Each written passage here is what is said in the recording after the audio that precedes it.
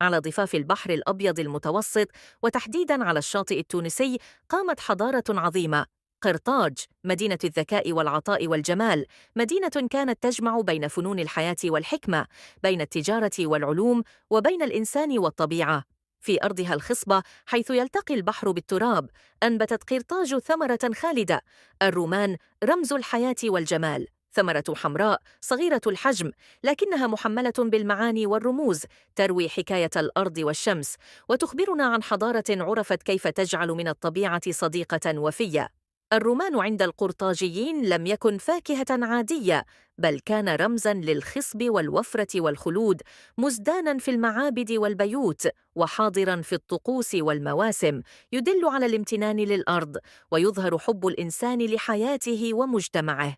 في حباته الصغيرة كانوا يرون صورة الأرض حين تمنح بلا حدود، وفي لونه الأحمر دفء الشمس القرطاجية، وطعمه حكاية الأرض الطيبة، حكاية تمتد من الماضي العريق حتى يومنا هذا، تحمل بين طياتها عبق التاريخ وروح المكان.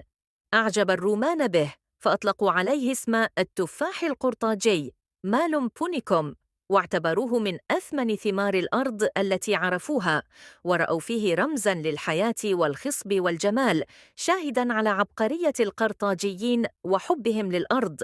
ومن موانئ قرطاج أبحر الرومان إلى أوروبا، حاملاً روح حضارتها وجمال أرضها، معلماً العالم درساً عن ثمار الأرض ووفرة العطاء، وكيف يمكن لثمرة صغيرة أن تروي تاريخ أمة بأكملها.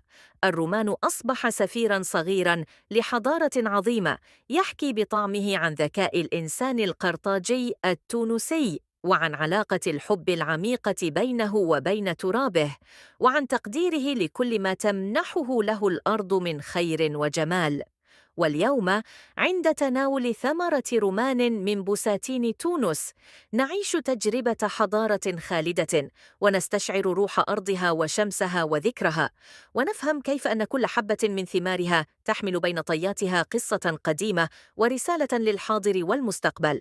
كل حبة رمان تذكرنا أن قرطاج لم تمت، وأن جذورها ما زالت ممتدة في هذه الأرض الطيبة، وفي قلوب أهلها الذين ورثوا حبها عبر الأجيال، وأصبحوا يحملون تلك الروح في حياتهم اليومية، في كل حرفة وكل بيت وكل بستان.